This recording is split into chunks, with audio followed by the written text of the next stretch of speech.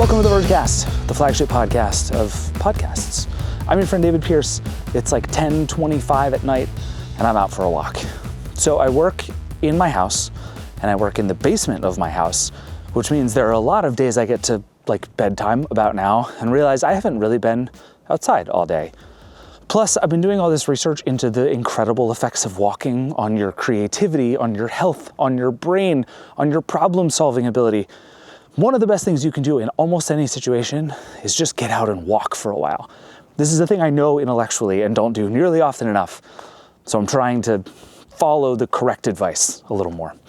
Anyway, today on the Vergecast, we're going to do something we've done a couple of times before, which is talk all about the Vergecast. We're going to do a whole episode about the Verge and the Vergecast and the future of media and video podcasts and advertising, all kinds of questions you guys have been asking us about the Verge. I grabbed Helen Havlak, our publisher, and Nilay Patel, my co-host and our editor-in-chief, and we're just going to answer as many of your questions as we possibly can. Thank you to everybody who sent in questions. I'm going to go home. I'm going to catch my breath, and then we're going to make a podcast. This is the Vergecast. We'll be right back. All right, we're back. It's time for some navel gazing. Joining me now, the two people with whom I like to navel gaze. Nilay Patel. Hey, buddy. Hey, how's it going? And Helen Havlak, our publisher. You are the firewall. You are the business. We have a lot of names and decals we need to print up for you, Helen. Welcome to the show. Thank you, David. I'm excited to be here. So we haven't done a sort of full-on meta Vergecast since the end of 2024. I think we looked back and it was like December 10th of 2024. A lot has changed about the world and about the Verge and about everything since then.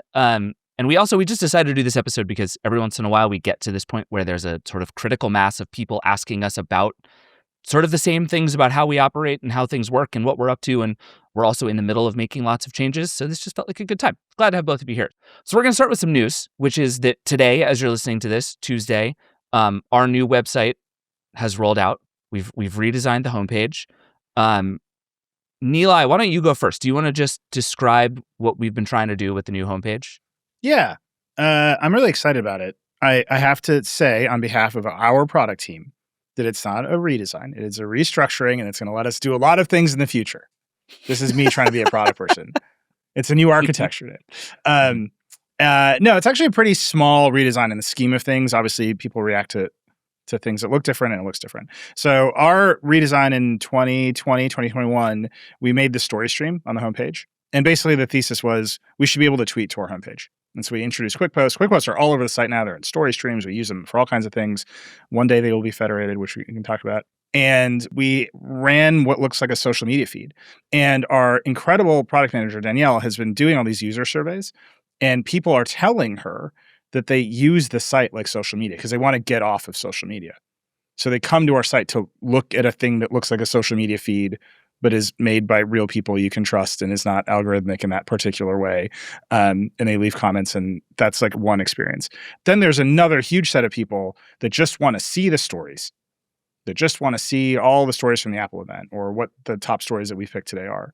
And those ideas are in conflict. And I think, if you're looking at the old site, you would just experience that all the time. That there's this thing that looks like a RevCron feed, there's following buttons, and then there's our top stories. And then I keep joking that Richard Lawler, our senior news editor, has the single most knives out political job at The Verge because his job was to pin the stories that we thought were important in the feed. So they would stay there and everything else would flow around them. And that means people just ask them to do that all the time. So this is just we've lived with this for a long time. We've had this design for a long time. And all we've really done now is we've taken the social feed component and put it off to the right and let it be a social feed with following at the top and quick posts. And it's just RevCron. It's the thing everybody wants from us all the time. Here's just a straight RevCron feed. We're not going to pin anything. You can scroll down it. We can post to it. There'll be lots of quick posts in there. You can comment away on it. And on the left is kind of a more magazine situation. We're calling them story sets. And you can see we can just take big moments of news and group all the stories together. We can have the more biting magazine style headlines that are just explosion. And then they have decks so we can explain what's going on in the headline underneath it, which I think is very important in this context. And so we just have an ability to program our big fancy premium journalism all together and make things that kind of feel like magazine covers and let those live and breathe while the feed on the right gets to, just like pop along in real time as everyone's posting all day long. And I think that's like a little overdue, quite honestly. We had to figure out how exactly we wanted to pull things apart, but it's just the beginning. Because what I really want to do is like have more feeds and like let you experience a Verge that integrates with the open social web and like feels, I keep saying like a tweet deck. I'm not exactly sure what that means, while we protect hey, it's an Apple event and you want to just show up here and see the top 5 stories from the Apple event and they're going to stay there and be there for you, even while the real-time feed is popping off over here. Okay. And Helen, what's your angle on this? I think, is there a how do we make more money from the homepage question as part of this restructuring? There is definitely a how to make more money. I think there's also an answer to how do we make the website do a better job for people, right? So as Nilay said, we have kind of 2 audiences that hit the homepage. There's the people who are refreshing all day and they want this fire hose of fast turn content. And then there's a bunch of people telling us, you know what, maybe I come to The Verge once or twice a week and it's hard to find things. It's hard to find the best things, the things I most want to read. From a business perspective, when we launched the new homepage, we launched a new kind of ad in that feed. It is a promoted post. It is very straightforward. We called it a quick post ad, but you all know it from social media as a promoted post that runs in that feed of content. And I love those. They are very clear to the audience that they're advertising. They are very integrated. They are a better experience than dropping a banner ad. They also perform a lot better than banner ads. So we ran a test and they were getting like 17 times more engagement than a banner ad, right? And so this hopefully gives a better experience of the feed that will allow us to have more usage there, and then we could serve more quick post ads there. Great. The other side is, we're a subscriptions business. We're now almost 1.5 years in. And part of running a good subscriptions business is helping people discover the best content, like the meatiest, most interesting, most edgy, to Nilay's point, like the most interesting possible headline. And so having the curated side of this will let us specifically surface the stuff that we know our subscribers love to read, or that we know is like something you can only get on The Verge that might make you more likely to subscribe. So there are definitely business reasons behind it, but I would say the kind of animating overall first principle is we need to do a better job of making people love using our website and use it more frequently. Okay. So, and this actually brings us to, I think, our first question of the episode, which is about, I think if I'm remembering correctly, the last major feature we launched, which is following. So this is a question from Ian, who says, now that the ability to follow specific reporters has been around for a while, can Verge writers see how many followers they have or how many other writers have, any friendly competition around who has the most, and similar to above, any surprises in the list of which topics have the highest follower count? I don't actually know the answer to any of these questions. So Helen, I suspect you have more insight into how follow features are going than either Nilay or I. Any update there? Any answers for Ian? Okay, I will answer the first part, which is Nilay famously does not give our writers many analytics. That's why I and therefore, laughing. I can confirm that we are not pitting our writers against each other in who is the most followed. That being said, but we can start. Other than the giant screen in everyone's house that shows who is the most. Yeah. Well, I mean, as Nilay has said, our ambition with the feed is to make it more social over time. And so will part of that be counts go up? You can see what's going on. Maybe, never say never. But today, it is true that David Pierce does not know whether or not he is the most followed writer at The Verge, and I'm not going to tell him. Sorry, David. I really like the idea of doing the sort of Apple-style unmarked graphs, just showing like Liz Lopato went up 200% today. And cumulative what does that mean? Subscriptions. They're just always going up. It's great. Exactly. So the answer is no, we are not surfacing a leaderboard of most followed authors. On topics, I wouldn't say there's huge surprises. AI is by a pretty tidy margin currently our most followed topic, and I think that is what is going on in the tech industry. That's what people are interested in. I think what's interesting, though, is I looked at number 3, 4, and 5, which are actually pretty equivalent in size. And I think it tells a pretty good story to the question earlier about how do people use The Verge to do different jobs. Numbers 3, 4, and 5 are news, gadgets, and business. So what are people using The Verge for? it's a great news utility. And I think if you look around the industry of tech news, actually not a lot of people are doing tech news anymore. And so there's a lot of people who depend on The Verge to just be the fire hose of breaking tech news, doing a good job of reporting and curating all in one place. Gadgets, a lot of people use The Verge just because they love technology. It's fun. They want like the fun stuff. That's what they're here for. And you have that kind of consumer audience. And then you have business. A lot of people use The Verge to be good at their jobs. Something I think Nilay talks about a lot. When we redesigned the website, we didn't think about how many people have The Verge open on their second monitor at work on like a 30-inch desktop. And then we had a bunch of complaints that we had been too mobile forward with our design. And so a lot of people use The Verge for work. So I think the topics people follow are about what you would expect. But I think you can really start to see the different jobs The Verge does for people. Helen, do you want to have a digression into the future of responsive web design? Because I can do it right now. I don't, Nilay. All I'll say is this time, Will Joel, our senior creative director, when he was designing the new layout, he started with desktop first. And interesting. I will give you a hint. I think there's a better way to address people on mobile phones. And maybe we'll launch that way soon. Yeah. The last thing I'll call out with follow features is actually people are really using the automated email digests you can get once you set up your follow things. People are opening them at a high rate. It's a new entry point for people to The Verge. So that's been a really great part of that dynamic is people come to the homepage, but also now people are just getting emails of the stuff they want from The Verge. And that's how they're navigating in. One thing, by the way, that I have no idea how to think about.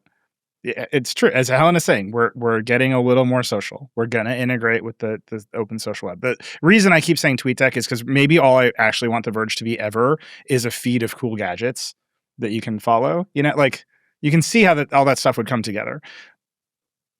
Social networks have like buttons, and I don't know what it means for a media brand to have like buttons on its stories. There's some that do. I think ESPN has them now. They're out there. People are trying it. I just haven't sat with it enough or thought about it enough. I'm curious for the feedback on it because something changes, I think, when you do that.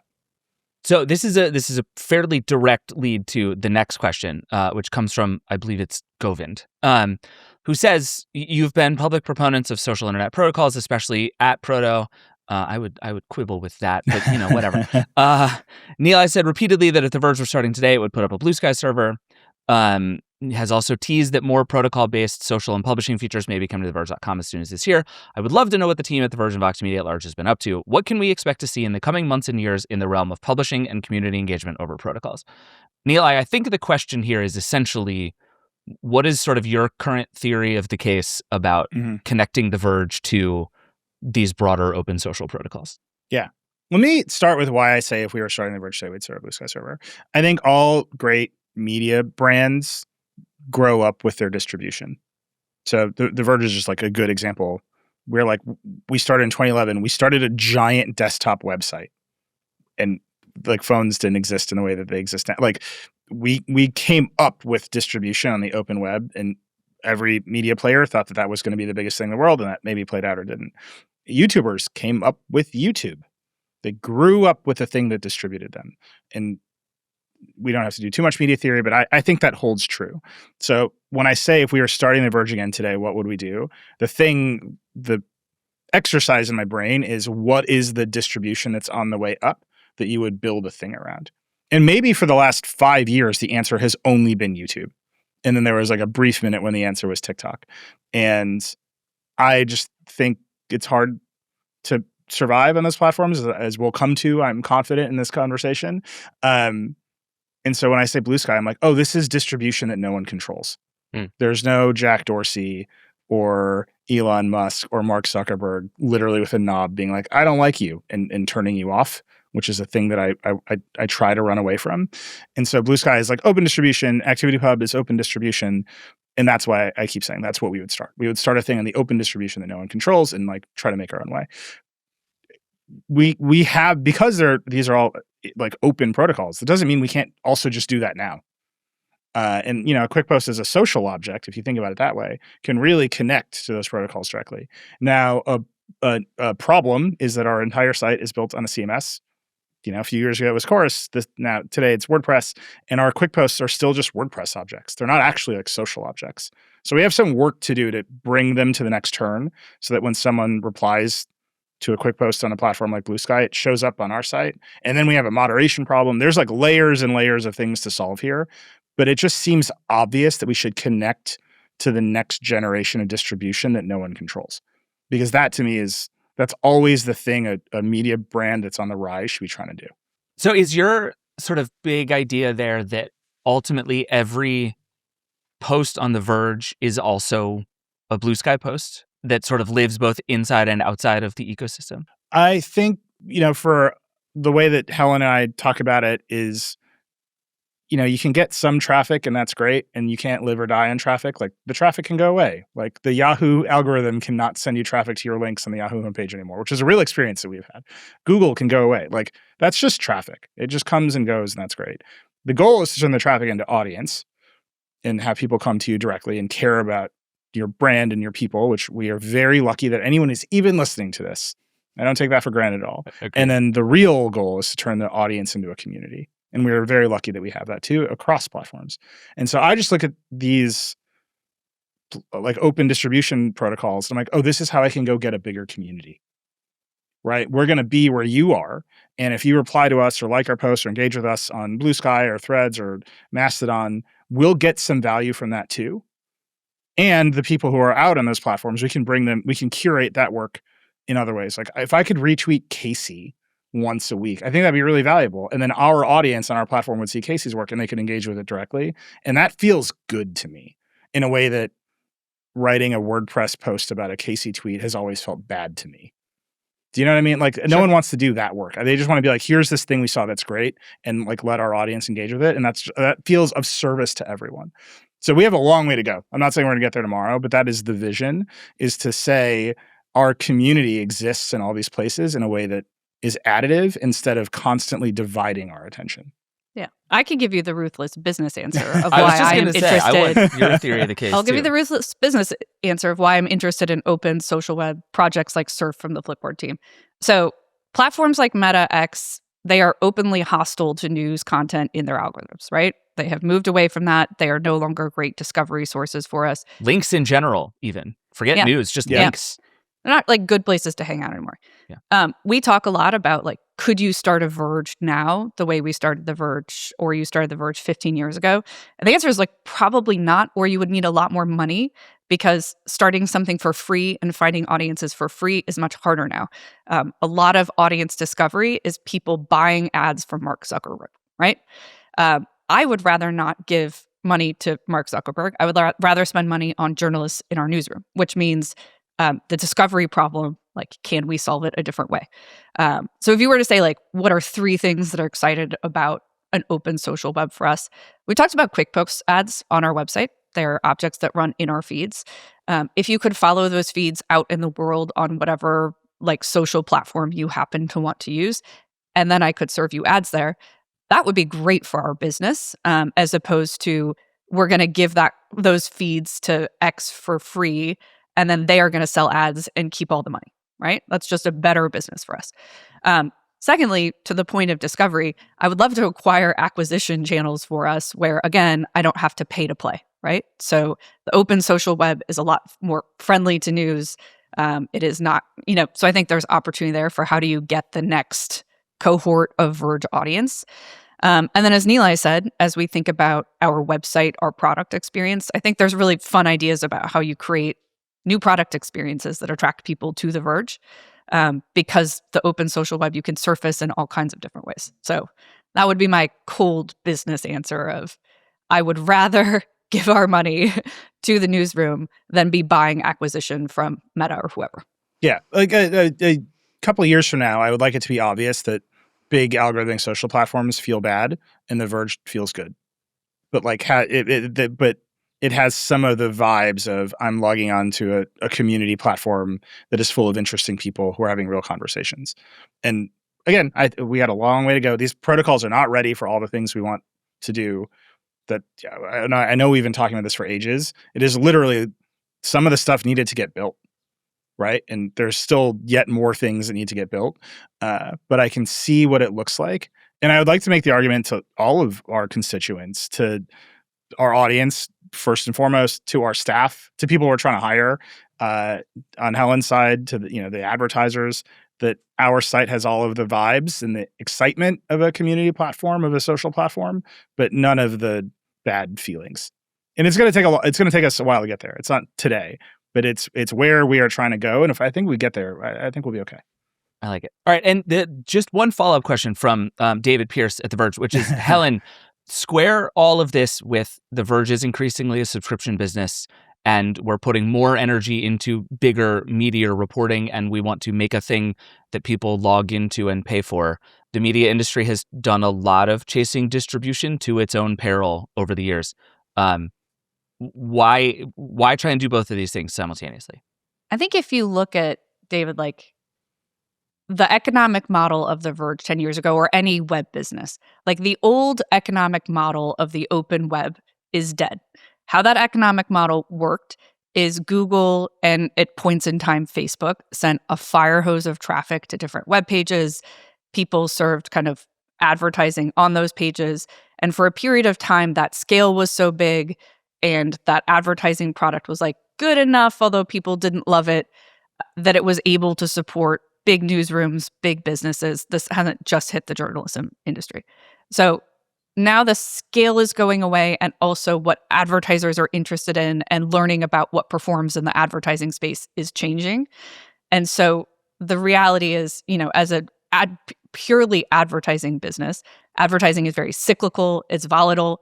The Verge has a great advertising business that is still most of our revenue. But as we look to the future of where we need to be, we need to have a direct audience relationship. And to some extent, to make good content and enable good journalists to do the work you want, you have to pay now. That is just the reality of the web. Where our business is more insulated than others is, we weren't just selling on scale, right? We have a real brand. People love being around it. We have a very valuable audience. So the way we sell advertising, the kind of ads we serve that are very premium, that are typically directly sold, you can only reach The Verge that way. That has insulated us from some of this big scale collapse problem of the web. But when I look at where does The Verge need to go, for this really great journalism to exist, we have come to a point where free advertising and free experiences on the web just can't support it. So where I would like The Verge to go is that subscriptions, direct reader support, more or less subsidizes most of our day-to-day operations. We should still have an advertising business. That is part of how we get scale. But in terms of what should be paid, what should be free, I think, David, that gets into the how do you entice people in? How do you attract your new people? What are people doing with a hypothetical Verge app? If maybe they either can't or aren't ready to pay, I think we should have free experiences that people can access on The Verge. I think that's part of where feeds fit in. And so it is a tricky inflection point to navigate, which is, people got The Verge for free for a long time.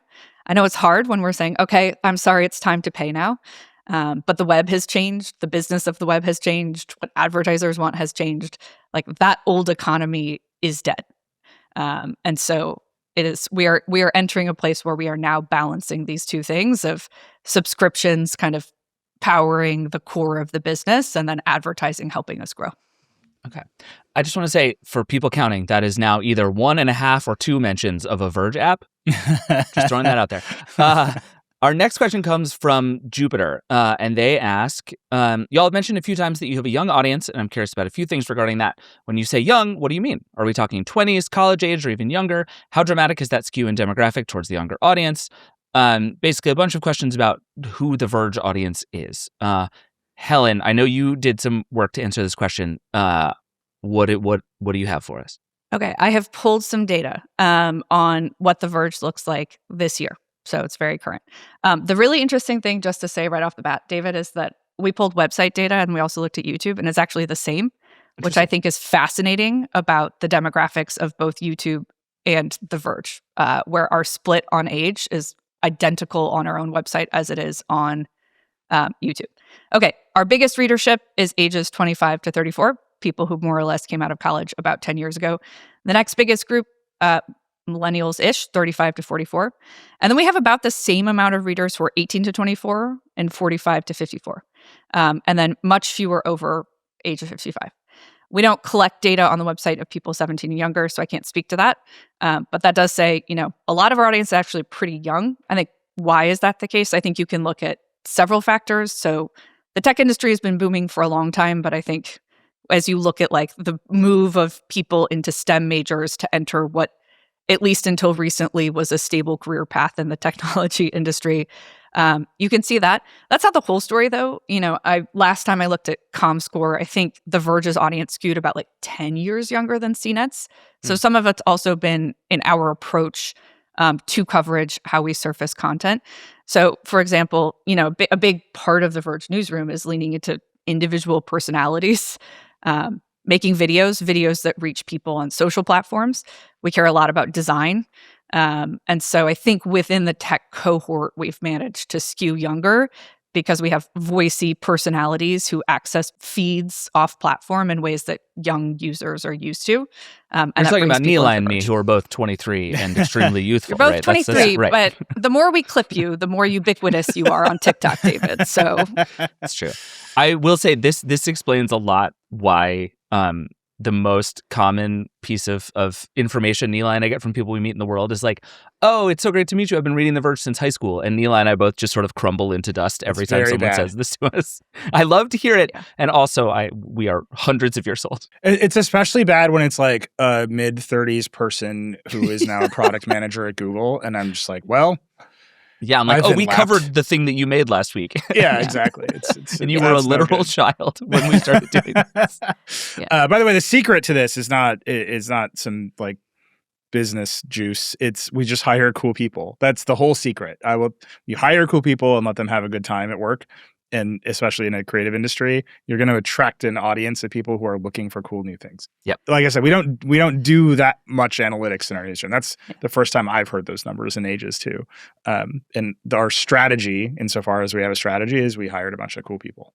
The last thing I'll call out here is I am thinking about how this fits in with our subscription. Something I would love to do is have like a super highly discounted subscription for students.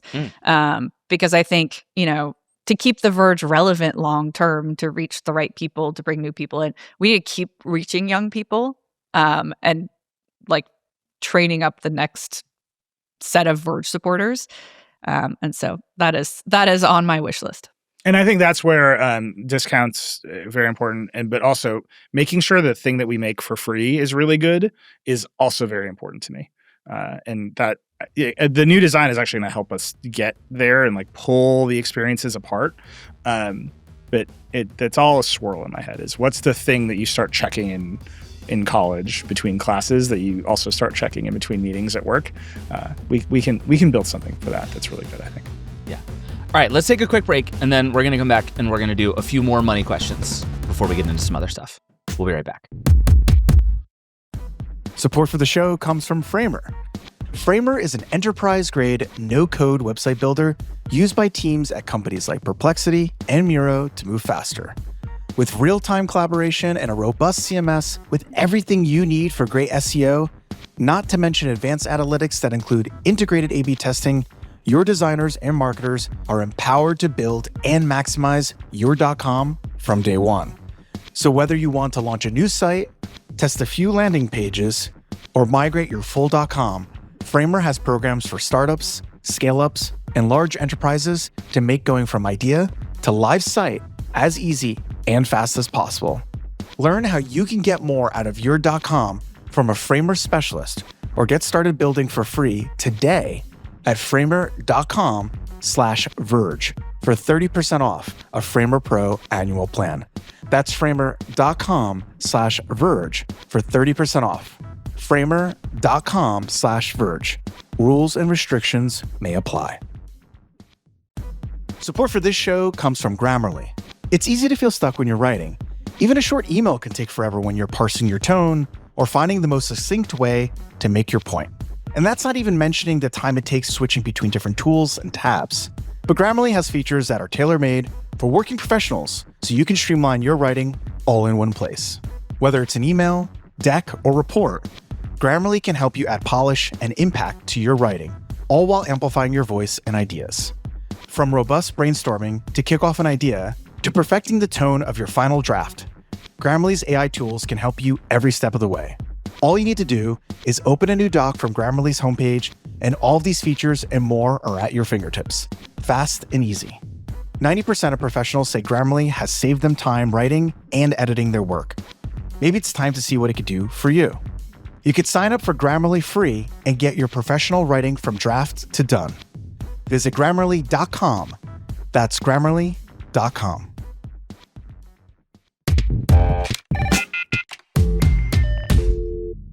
All right, we're back. Let's play some voicemails that we got.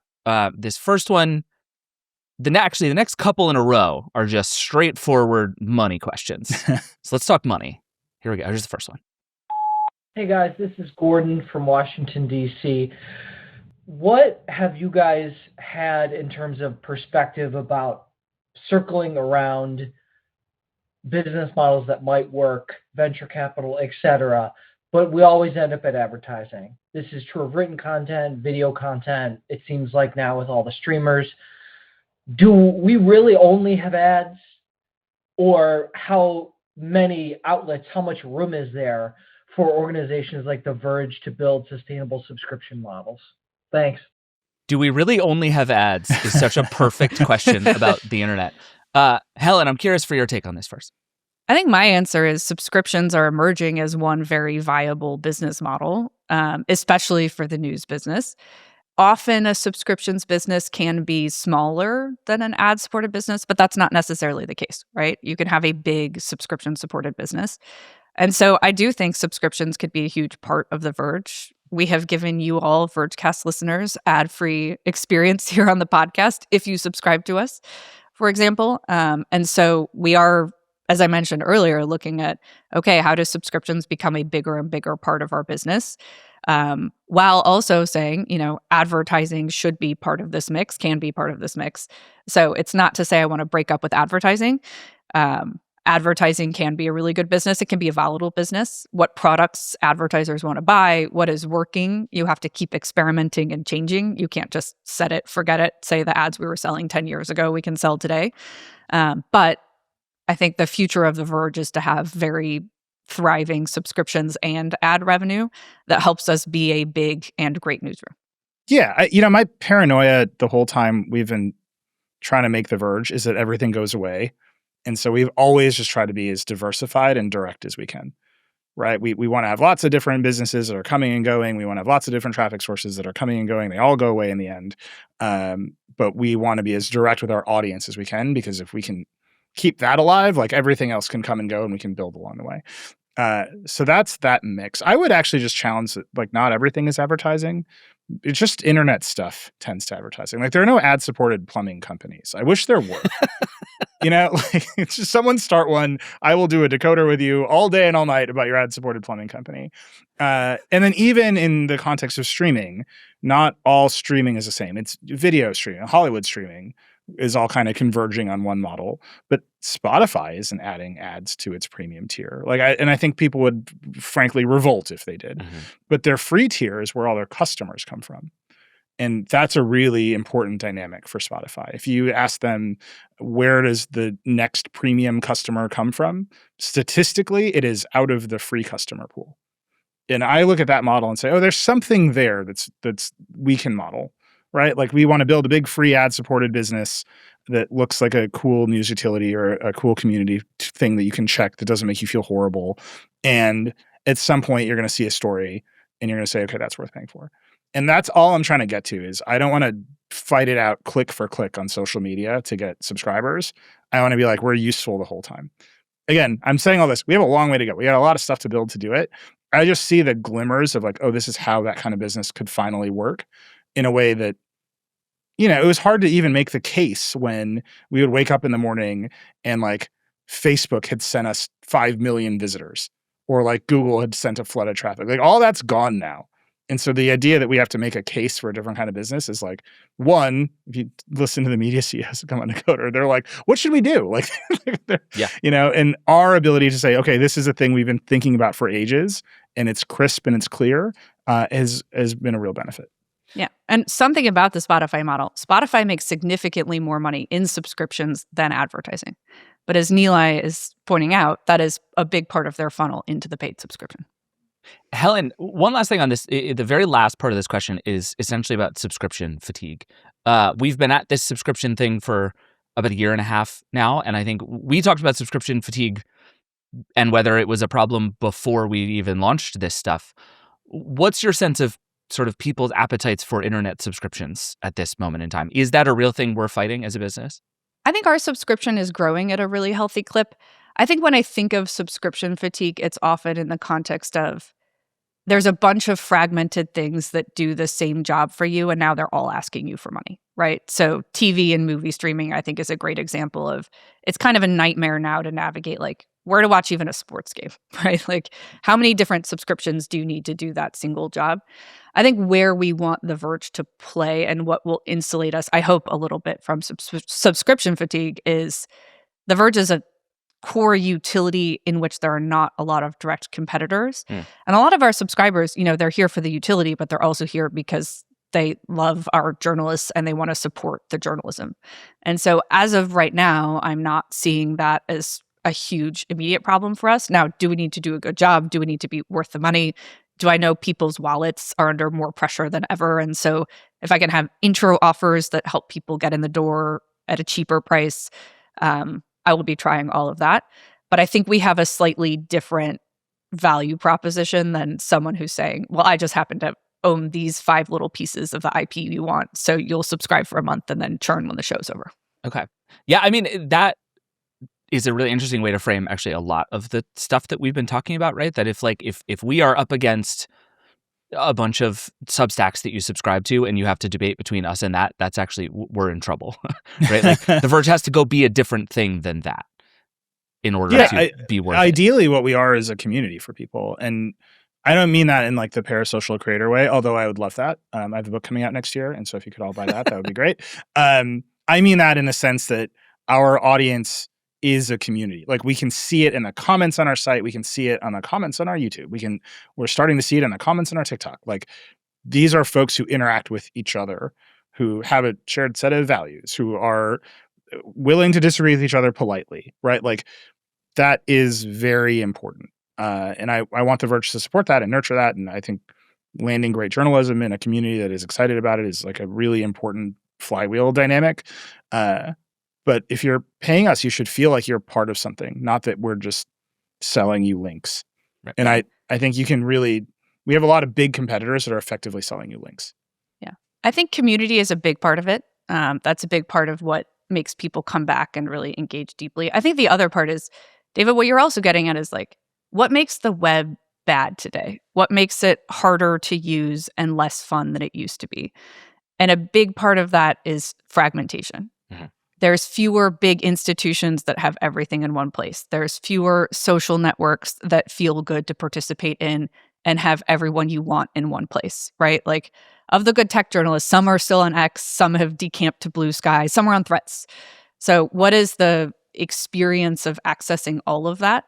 I think where The Verge also has an opportunity, as we talked about federation earlier, is to help solve the fragmentation issue for people and be this great daily utility that helps you navigate all of this in one place, and have, all of the content and experiences you want to have in one place, so you don't have to go follow 5 different Substacks, remember whether the people you like are on Threads or Blue Sky or X, and you just get it all in one place. All right, this is a good segue to our next question, which I love all my children equally, but this is my favorite question of all of the ones we have for the show. Let me play it for you. Hey, just listened to the podcast and I loved actually the Hype Desk thing, but just noticing a trend in you guys trying to monetize more, which I think is fine and fair, but is there, I guess at some point, could you guys just talk about, is there a reason other than money why you're trying to capitalize on some of these things? I mean, money's fine, but like, are you trying to do more things? Are you guys running out of money? I love you guys, and I don't want you to stop making the podcast, but I also don't want this to become Clary and stuff. So, yeah, I don't know. At some point, if you could just kind of talk through why you've done some things that are more money focused. Thanks. Bye. You can see why I love this question. It's a good question. It's a great question. Yeah, and I think it comes from my favorite place for this question to come from, which is like, I get why you want to make money. Please don't let money ruin this thing that I like, which we think about all the time. All the time. And I'll just start, and then I'll let Helen take it, because Helen is the money. She's the business. Yeah.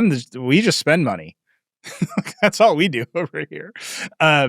So here is the problem, and I'll just say it's a problem.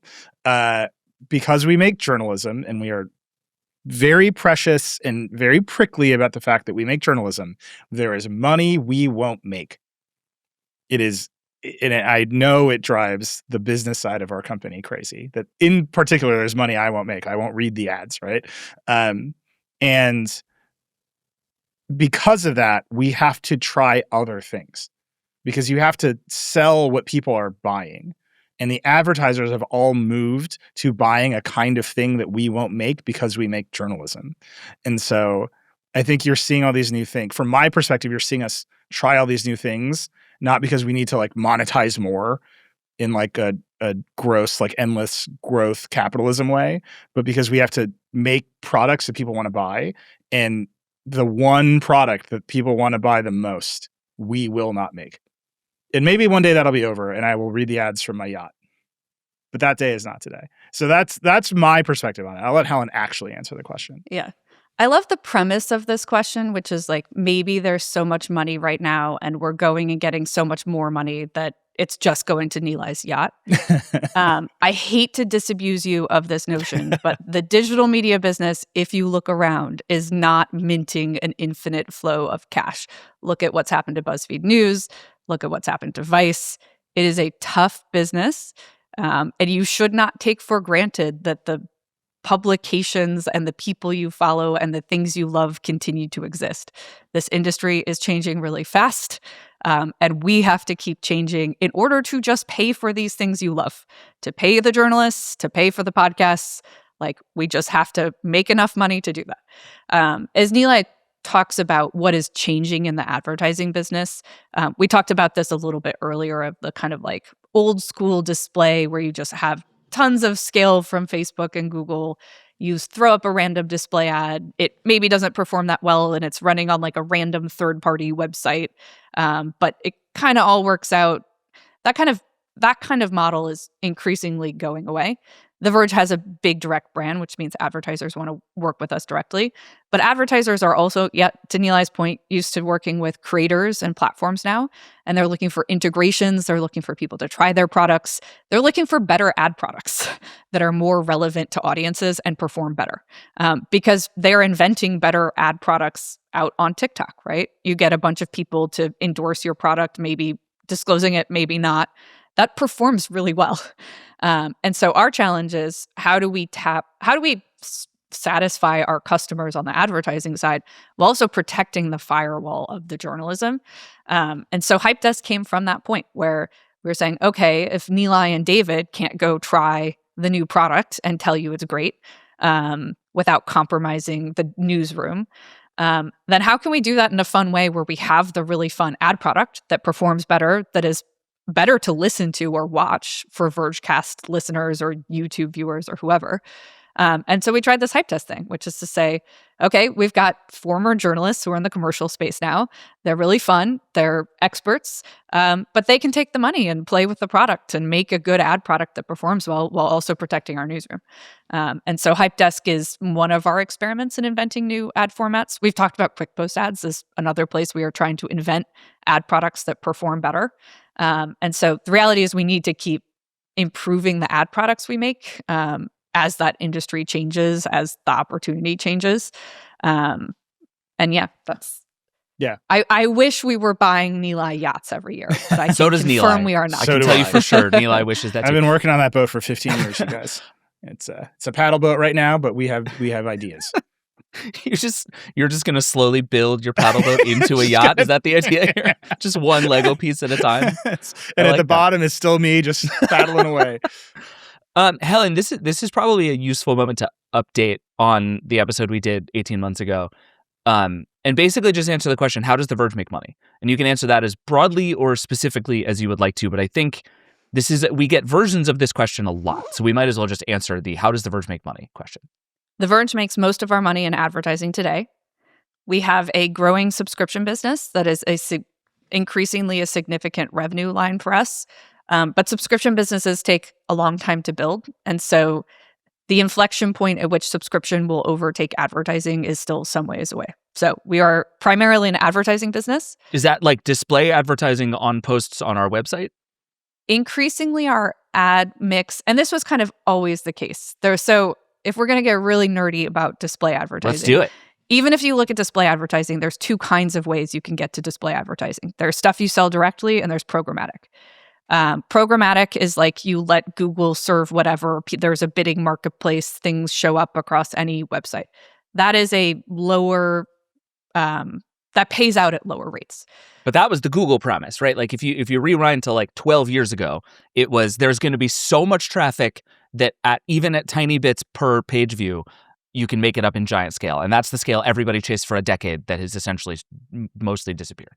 That was the Google ads business that propped up like SEO firms, right? The Verge's display ad business has always been more skewed towards big direct buys. So an advertiser knows that they need to be on The Verge because that is where their client base is, their customer base. So they are working with Vox Media directly in order to access The Verge and do premium things. Vox Media has a whole other side of the company where we make ad tech. We make like fancier, nicer, better performing banner ads that aren't this programmatic fill. And so that has been a strength of our business and continues to be a strength for our business. But if you look at what kinds of things advertisers are buying, I would say writ large, people are buying fewer things that are like a homepage takeover, and they're buying more things that are like integrated into a hype desk on the Vergecast, or quick post ads, or branded content, or events we do together. And so you see the kinds of advertising mix writ large, like moving off display into more integrated deals. I can't believe I have to do this because we never have to do this disclosure, but I have to do it. Our business, Vox Media, is suing Google for antitrust violations because we ran that ad tech business and Google was found guilty of being an ad tech monopoly. There's your disclosure. I never think about it. That might be the first time we've ever had to do that on the show. It never comes up. But there it is. It's pretty good. Disclosure is our brand. All right. I think we have one more sort of business/editorial question before, Helen, we're going to boot you out of here, and Nilay and I are going to do some other stuff. And this is specifically about podcasts and audio and video. You'll see why this is a good transition for a bunch of stuff here. Let me just play this for you. I love your audio podcast. I love audio podcasts in general. I don't think they're as talkative about it, but most of the folks I know prefer it in the audio format. It's the space for us that's just kind of necessary, and you can pop in a headphone, listen to it at work. If you're working in a warehouse for road trips, it fills a slot that I think probably radio filled for the older generations. And I mean, I don't think everything has to be video. I'm sure there's ways to monetize it that you can't do with audio clips, but there's just something special about it, and it's important. Not everything needs to be watched. Basically, I think this is very much sort of equally an editorial and a business question, but I do think we've gotten a lot of versions of this question about like, how do podcasts make money? Is the recent push to video fundamentally a push about how to make more money from podcasts? And Helen, I'm curious on your perspective on this first, and then Nilay and I are going to get deep in the weeds about our feelings about how to make video podcasts. But yeah, I want to know your thoughts on sort of how you're looking at podcasts as a business, and especially how video changes or adds to or subtracts from that. Yeah.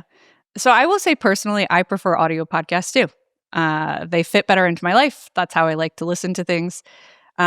And an audio podcast, I think there is something very intimate about the form of listening to someone, which also means the kinds of advertising you serve in an audio podcast are pretty high performing. And so that kind of advertising of a big loyal audience who trusts the feed, who's highly engaged, it's really integrated into your daily life. That is a really good business. And that is currently the core of the podcast business, is more of the revenue today is in audio. Now, what does audio not do very well? no one has really cracked discovery of new listeners in audio in a really compelling way. I think we've done a good job of, when we launched Version History, it started in this show. We worked really hard to bring people over to a new feed, and that's been successful. But no one solved the podcast discovery problem. And it is true that while the audio listeners have the thing they want and love, there is a new kind of listener that is consuming podcasts as video products. If you look at YouTube is now the biggest podcast player in the world. There is a lot of new people who like listening to or watching podcasts in a new form. And so to reach those people, we have to have video versions of our podcasts and good products that work on those platforms. So I would say it is more about accessing new audience, bringing new people into our shows and getting them familiar with our talent. The monetization is frankly not there yet on the video side. So it is more about future opportunity, getting new people in on the shows than it is about, an immediate swarm video. It's where all of the money is. I do think it is where the opportunity to reach new people is, the opportunity to grow scale is, because it is hard to grow audio only feeds. Because it is such an intimate, powerful form, and it's so personal how you listen to the people you care about. Another version of this question we got from Angel, I believe it was asking essentially about this in the context of even companies like Netflix getting into podcasts and getting into advertising. At some point, I think the assumption from a lot of these players is that podcasts are a relatively inexpensive way to make lots and lots and lots of content that you can sell ads against, right? Is if you just sort of look at the pivot to podcasts in general, is it as simple as that? It's pretty cheap to make most podcasts compared to even a sort of Stephen Colbert-sized late night television show. You just put mics on a table and people are comfortable with that and you can sell ads against it. Do you see that happening broadly here? I mean, I think what's old is new. It is not just about the money. It is also about the users and what users want to do, right? You look at what is winning on YouTube right now. It's YouTube's either going super long or it's going super short. The heydays of mid-form on YouTube, not just for news organizations, but you look at the creators and how they're doing it, is videos are either getting really long or they're getting really short. The distinction between a podcast and a video show is becoming almost meaningless. Everything is just a show now. Yeah. And so, David, you're right that I think some of it is, okay, here is content that is engaging and we want to play there and that should be part of our business. It's also just what do the users want? And I think increasingly, if things are overproduced, you're seeing a new aesthetic of what podcasts work on YouTube, which is actually they are not overproduced. They feel like they are filmed in someone's garage. Yeah. And that actually, I think, is part of the audience connection is a more casual, authentic aesthetic on these long video shows. So I think it's both about what are the users doing and where is the money going to go. The money follows the users. Yeah, that makes sense. All right. We have actually, Nilay, I have more video questions for you, but let's get to those in a minute. Let's take one more break. Helen, we're going to release you back to go, do more things to make us money, which is... Go make money. Yeah, go make us money. Thank you so much for having me. I obviously love The Verge. I guess, David, I will ask myself the question, how can the listeners of this podcast most support The Verge if we are not going to take our continued existence for granted? This is actually a question we get a lot from people who are like, am I costing you money by listening to the ad-free version? If I want to help The Verge in the most ways that I can, what can I do? First of all, know that we love you, everyone who asked this question. And also, Helen, this is a good question. What is the answer? The single most important way you can support us is to pay and subscribe to The Verge. I know that is not possible for everyone. Other ways you can support us. You can use The Verge a lot. Listen to our products. Love our products. If you are paying to subscribe, you are allowed to listen to the ad-free podcast feed. We love you. Oh, it's wow. cool. The thing that we sell you. You can use it's allowed, yeah. Yes. I give you moral permission to use the ad-free podcasts that are part of your subscription. This is a real thing, though. We used to get people who would ask if they should feel bad watching the podcast on YouTube with YouTube Premium when it wasn't showing ads. No, it's should I okay. be listening? Yeah, But I'll give you... spend time with us. That's the thing. I'll give you two more things you can do to support The Verge. One is, we've talked a lot about on this episode about discovery, how you find new people. So I don't know, share The Verge. Tell people you love it. share the content you love from here, bring new people into The Verge. That is a really fantastic way to support us. And then as Nilay said, when we did the new homepage design, we're talking to people directly about what they want to see from us. So give us your feedback. What do you want to hear from us? What do you want to see from us? What's working? What's not?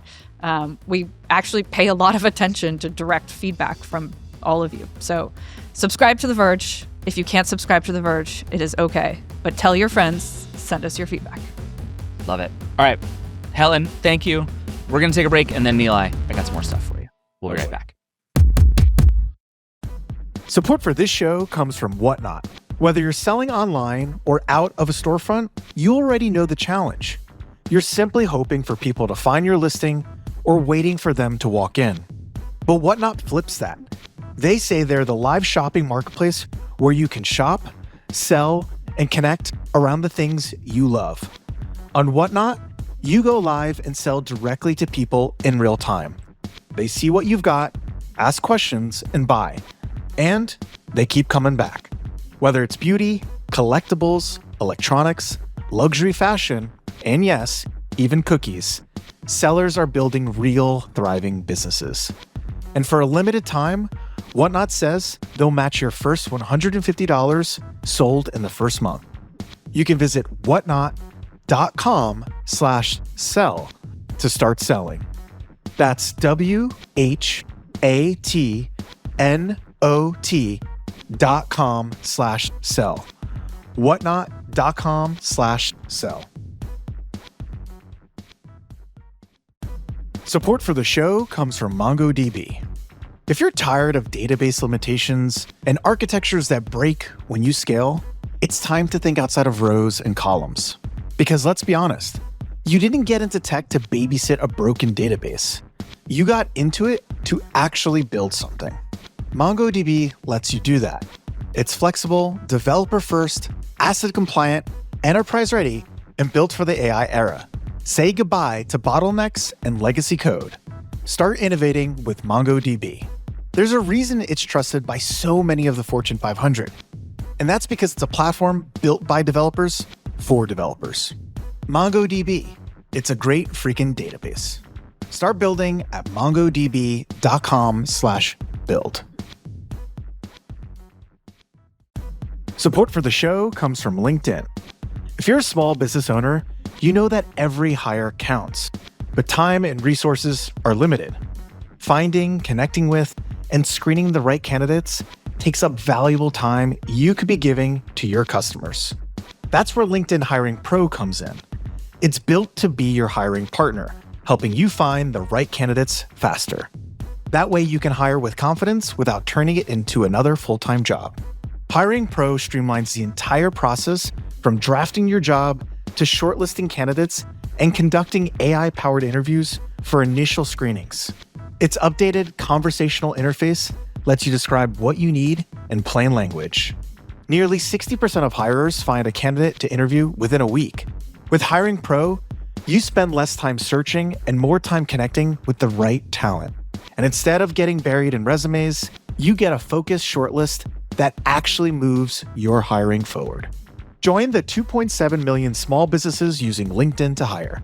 Get started by posting your job for free at linkedin.com/track. Terms and conditions apply. All right, we're back. So, Nilay, while we're on the subject of video, I have a voicemail I want to play you that I think is representative of a question you and I have both been getting for a very long time. So let's hear that. Hey there, David and the Vergecast team. Long-time listener here, and I'm calling from Austria, Europe, and asking regarding the whole Verge episode about what's happening regarding Verge and the history of the Verge and stuff like this. And to be honest, I wanted to know, back in the day, that was on the Verge, like with the old Verge crew, and this was a little bit more produced. Will that ever be coming back? Such a highly produced YouTube show, basically. And yeah, would be nice, I think, getting something like this back now that everything is moving back to video again. And yeah, love the show. Love to be a subscriber and supporting what you do. And keep up the good work. Thank you. Bye. Okay, I both want you to answer this specific question directly about On the Verge, which is a show a lot of people liked and have feelings about, but also there is a sort of style of old Verge video that we get asked about a lot, that we just don't do as much anymore, and people consistently want to know why not. Are we going to bring that back? What happened to kind of that era of early Verge video? Curious your thoughts. One, we should definitely bring Josh back to host a talk show. He was very good at it. He was really good at it. It was very fun to make that show. That show was both possible because all of us were young and most of us didn't have children. And so we ran the whole website and then also produced the show underneath it. And no one slept. And the nights after On the Verge, when we would all we always went to the same French restaurant and we would just like sit and drink and shoot the shit. Some of the most fun maybe in the entire history of The Verge that anyone has ever had. I think we're all older now and none of us can do that. And this is all leading me up to say the cost structure of making that video in a time when there isn't just venture capital money sloshing around digital media to subsidize everything, when YouTube had signed a deal with Fox Media back then to subsidize a bunch of video. All that stuff is expensive to make. That's all I'm getting at. You have to hire really talented people. You're basically doing tiny little documentary productions, even for things like fancy review videos. We just had a lot of people working on them all the time. And not to just keep harping on this, the monetization of the video platforms in general has moved to direct brand integrations. So unless we are going to be a little ad agency and make the ads for the brands and then give the brands approval over the videos, that I don't think there's a way to make the money at the scale to support that work. We're trying to invent some stuff. This is why Helen is talking about Hype Desk. We're trying to go address that market and get those dollars, and maybe it'll work and maybe it won't. I hope it does. But I look at the creator landscape, and it's only the big players that can afford to do that work because they're doing massive brand deals. And like I just keep saying, there's just money we won't make. Right. And I actually think like that may be the most direct version of that thing, right? Like to do the kind of stuff we want to do. And I think outside of all of this stuff, like you and I both share the ambition to do that kind of stuff. I loved that stuff. I loved making it. It was really fun. I loved watching it. There is really only one way to make money from that on the internet, and is to do the kind of brand deals we're not willing to do. Yeah. I mean, yeah, that's as blunt. I tried not to just say, I mean, it's just true. That, but, cause again, I try not to say it as bluntly as that. I know it's true. It's not to say there aren't other possible ways, but as it stands right now, it feels like the only way. Yeah, you can't do it. And I just never trying to throw shade at the creators. Like we're friends with a lot of them. I think they all do a lot of really good work. There's a thing that they do that we won't do. That's fine. It's so hard to run that business. Yeah. I have nothing but sympathy for those folks because I know how hard it is. Yeah, don't begrudge anybody their work there. Yeah. And that's just a compromise we're not willing to make because of the kind of product we make and the ethics policy and all this other stuff. And like more power to them. Go figure it out. Yeah. But I don't think you can support that work on the platforms as they are constructed today without compromising our ethics policy. And that is bad. Like I think that's bad. I don't think that's the creator economy's fault. I think that is the platform's fault. Yep. We come at it sideways a lot, but I'll just say it clearly. Like it is criminal that YouTube cannot pay high enough rates to support actual journalism that does not have integrated brand deals. And something is wrong there. It's criminal for TikTok and Instagram too. But they know that there's an army of teenagers who will work for free and they don't have to do it because if you get mad and leave, you will be replaced. And that's, the whole thing where, the whole conversation we had with Helen about wanting to be diversified and direct, like that is the thing that I'm always the most paranoid about. I do not want to be tied to distribution that has that much leverage over me. And especially because we cover these companies. But anyway, that's the story. Like we were flush with VC cash and dumb advertising money. Like the brands that were showing up at that time all had these things called experimental budgets because they didn't know how to advertise on the internet. Right. And they're like Ford showed up and was like, Josh, you can give away a car. Like that was a real thing that happened on The Verge. Those experimental budgets are long gone. Everything is tracked to an inch of performance. It's just not how it's going anymore. I hope maybe those days will come back. In the meantime, I think it is better for us to make sustainable journalism. Yeah, and I think again, it is important to say we loved doing that thing. It was so much fun. It was so fun, and we continue to look for every available opportunity to do it, even when it is not the most financially sound decision we've ever made. And I think like we did a thing last summer with Will Poor where they did this big journey on the hydrogen highway in California that was like big and expensive, and we had to get really creative about where we put it and all the stuff that we made. And like my hope is to continue to do more of that stuff and find ways to do big, expensive, weird things. But that's all related to like, why are you trying to monetize so much stuff? You need something that throws off a lot of cash that is like very profitable, so you can do the things that are not quite so profitable. It's like, you know, the Hollywood actors that are like, one for the studios and one for me. Like we need that dynamic across our newsroom, and hopefully we'll get back there. Totally.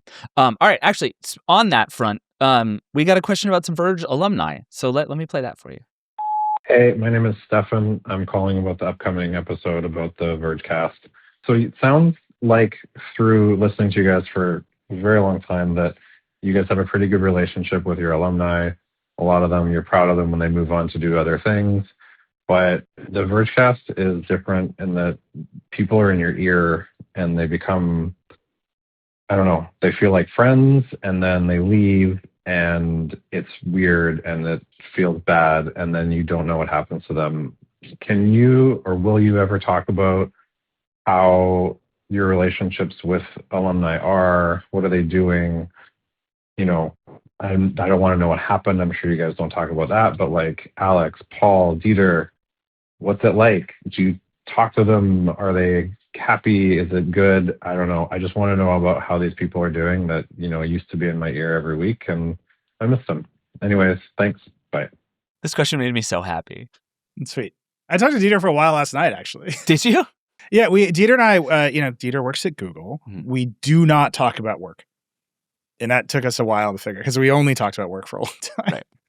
Right. We had to like learn how to not talk about work. We just like chatted about family. It was great. Dieter's great. He's very available on the internet. Yeah, you can find Dieter. Ask him about Android. He'll be fine. Alex is, I think, writing for Giz. Paul, as Paul's want to do, left the internet. The last time I saw Paul was on the street of Austin, Texas at South by Southwest. Yeah. Gave him a big hug. I hope all these people are happy. I am very proud of our alumni. I think, as you all know, I always make the Hotel California joke. Like, you can check out, you never leave. We don't even call them alumni. We call them expats. Like, they come back, they're on our shows. Maybe we don't promote them as much. But like, they participate. We love to support their work out in the world.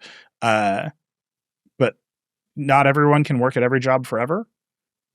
I'll use Casey Newton as an example. Platformer is amazing. Like, he has built a good business that does meaningful coverage for the community he serves.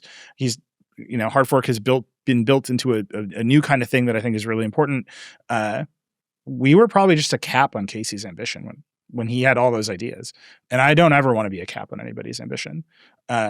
So I'm happy that it's better to not be Casey's boss, is what I will say. It's much more fun to just be Casey's friend.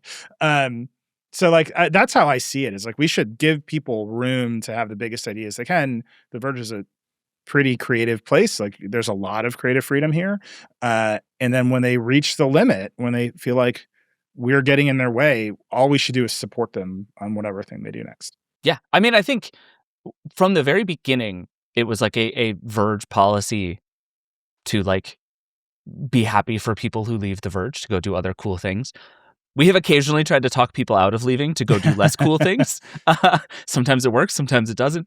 But I think in general, like as someone who left and came back, right? Like, my ongoing career advice to most people is like, everybody should have lots of jobs.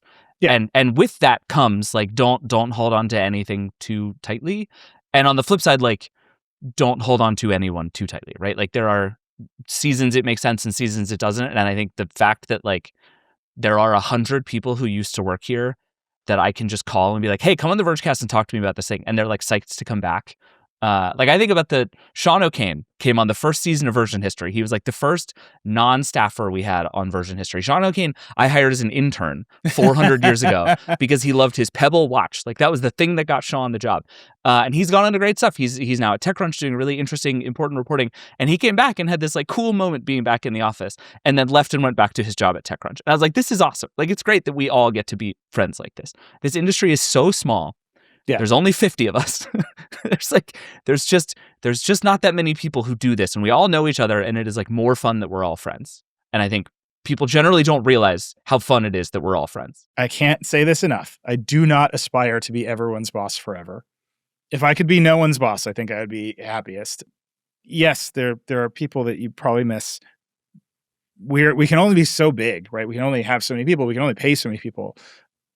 Some people, like when they graduate and they move on, that makes space for other new people. And, you know, it's funny, like people make the list of folks and it's like, it always starts with Dieter and Becca. And it's like, well, they overlapped, but also they spent quite a lot of time. Like when Dieter left, there was space for Becca to fill on our channel. Right. And like, that's important. And Becca's got her channel now. She's doing great. She's taking tech outside. That's the tagline. I love watching her camera videos. They're great. Her stuff's great. Yeah. So I hope people see that dynamic too. Like we try to make space for our new folks because that's also important, that we are a place where people develop into the kind of personalities and develop the kinds of audience that let them go do whatever next thing they want to do. Totally. All right. We have a few more here that we're going to burn through them fast. We have to do a Brendan Carr question. So here's our Brendan Carr question. Hi, my name is Chris. I'm calling from an IKEA. I'm hoping you can't hear the background music too loud. I wanted to ask, why is the segment called Brendan Carr is a dummy? I know you have talked about you chose the word dummy very specifically, but would love to hear you justify it because there are many other words I can imagine using, and that seems like a pretty innocuous one to land on ultimately. Yeah, let me know what you think. Thanks. He's such a dummy, Nilay. I have a lot of thoughts about this. Why is he a dummy? Well, he is a dummy. I think it is important not to let bad actors feel like they have outsmarted everyone. And Brendan thinks he is very smart. And if you listen to the segment, America's Favorite Podcast and a Podcast, you will understand that actually he is quite stupid. And I just think there's something defanging and important about calling stupid people stupid. That's it. That's the whole thing. So you think like giving him some sort of more malicious nickname almost gives him too much credit? Yeah, he's an idiot. Yeah. Like Brendan Carr is an evil genius is not actually the vibe. Brendan Carr Right. has once again stumbled into a First Amendment disaster is more the vibe. Yeah. Okay. I buy it. Look, we get this feedback a lot, but the reason it's a dummy is so that he understands that I think he's stupid. Yeah. Yep. Okay. Next question. This comes from Rufo. The question is, how many jackets does Nilay have? And does he ever get hot wearing them while recording? I went to the experts for this one, David. Hey, Beck, how many jackets do you think I have? About 137, but only 3 look different than the others. It's brutal. It's brutal. So 137, but also 4. Becky is like a cleaner. She's like, throw this stuff away. We have effectively 3 closets in our house, right? Okay. There's like our closet, then there's the front closet, and then there's like a back coat zone. And all of them are just full of black jackets. And she's like, what are these? Like, get rid of them. And then I look at them like, but these are all slightly different denim jackets. And she's like, no, they're not. And we probably had that conversation. Yeah, like I'm just lucky she didn't make a video where she just toured the closets full of identical jackets. My argument is I'm on camera all the time and I need to be wearing different clothes. But only that's all I got. Very slightly different. This is why I got shamed into wearing this jacket on this show because I went and recorded that with her and I was like, crap. Love it. All right, 2 more and then we're going to get out of here. Here is one about social media, which is just we're going to do this really fast. It's going to be great. Here we go. Hi, Vergecast friends. This is Cody from Oklahoma. I went to school for journalism, but I'm kind of curious what it's like now in 2026 because I've actually never worked in it.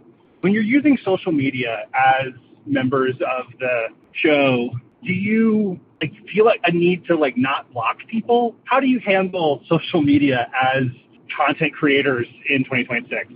Like I said, super small picture question. Not a lot of things to feel about this one. The last question? We're like 90 minutes in. Uh-huh. I do think the question of how this is a thing you and I talk about a lot. So I'm curious how you're thinking about it right now, which is, what do you feel like you are sort of required to be on social media as a journalist in 2026, which I think is what this person is asking. Not how do you use it, but like who do you have to be on these platforms?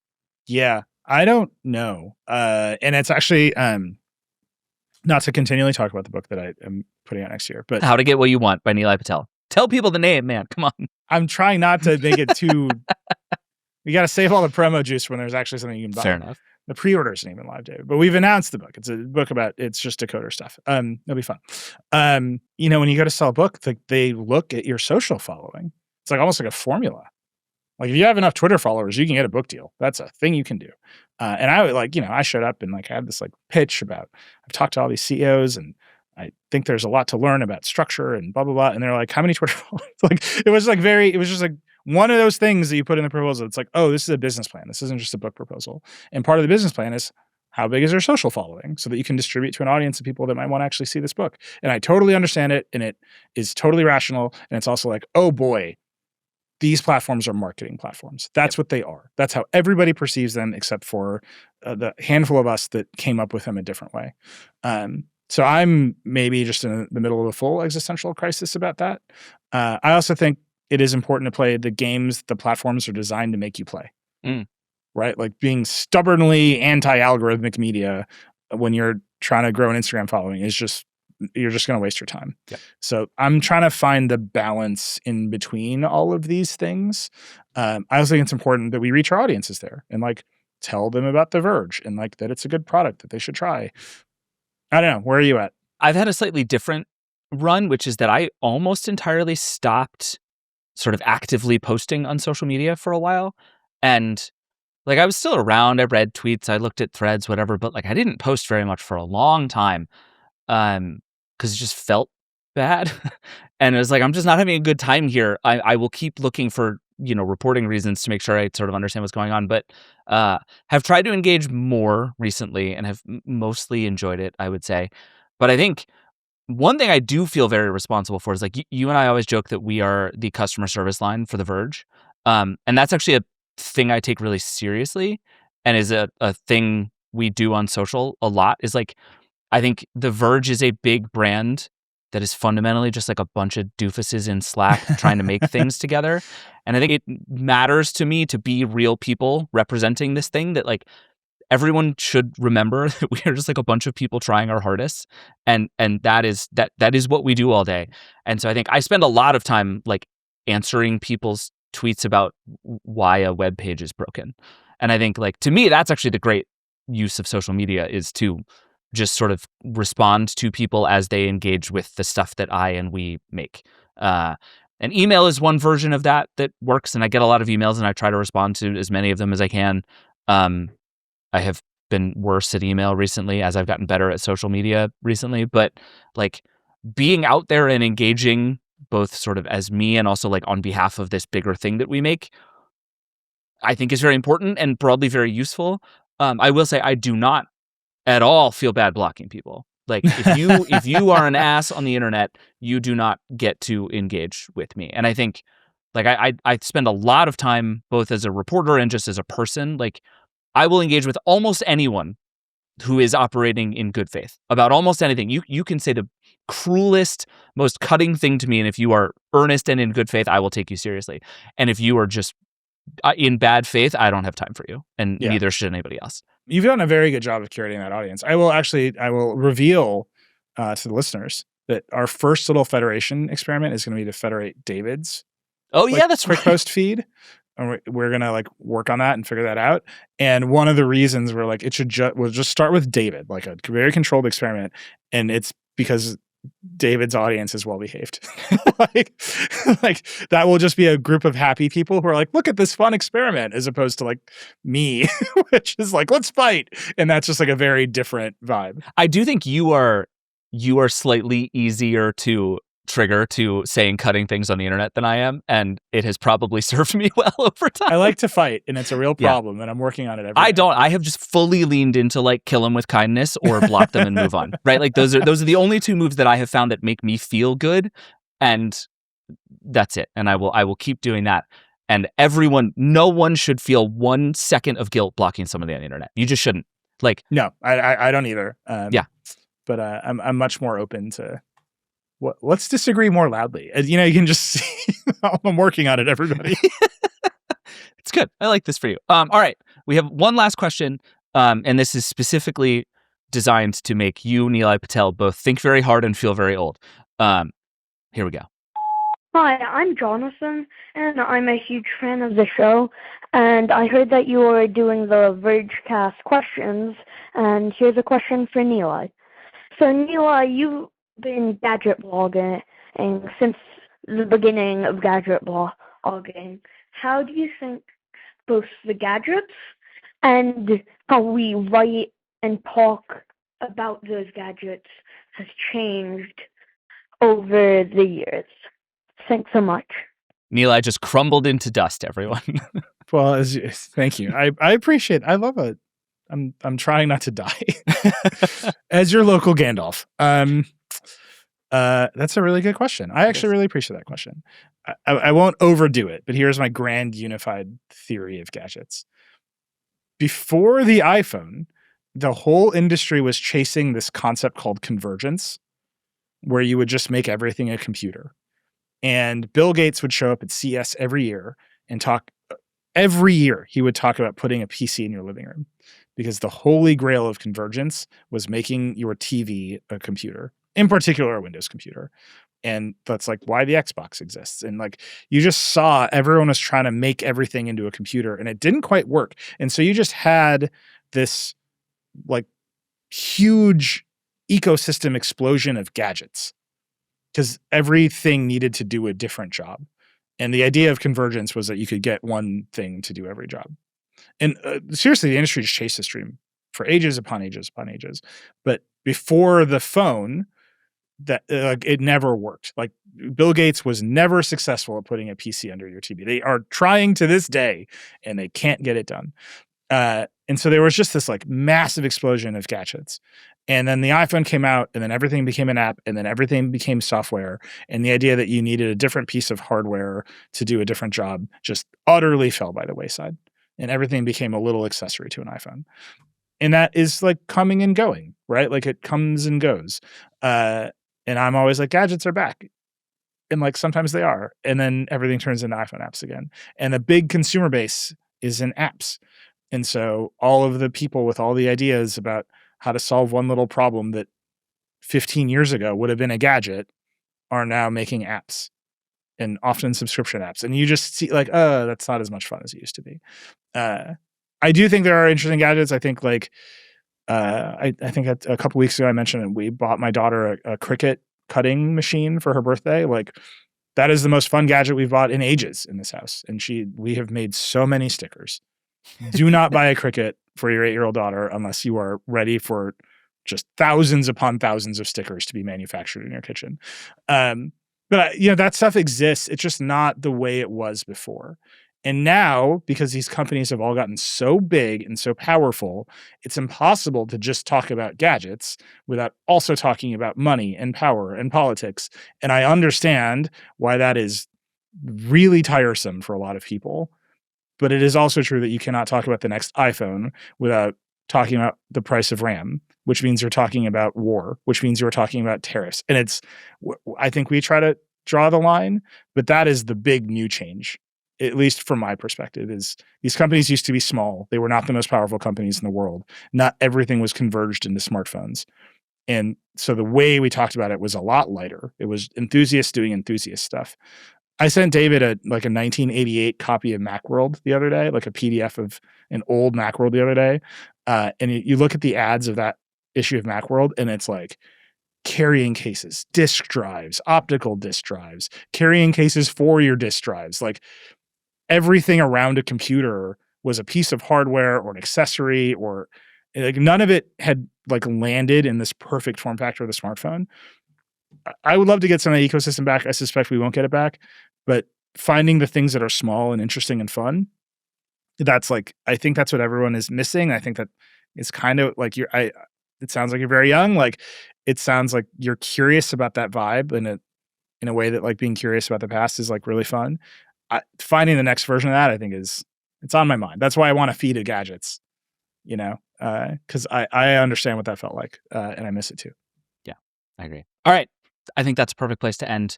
Nilay, thank you for hanging out. Thank you to everybody who sent us questions. As always, if you have more questions about The Verge and the Vergecast and how we make money, send them along. We'll do some of them on the show. We can just answer them however we can. Come at me on social media, but only in a nice way. Otherwise, I'll block you, and I won't feel bad about it at all. Nilay, thanks for doing this with me. This was really fun. That was really fun. Helen was great. We should just let Helen host the show. That's honestly, that'd be great. I'm into it.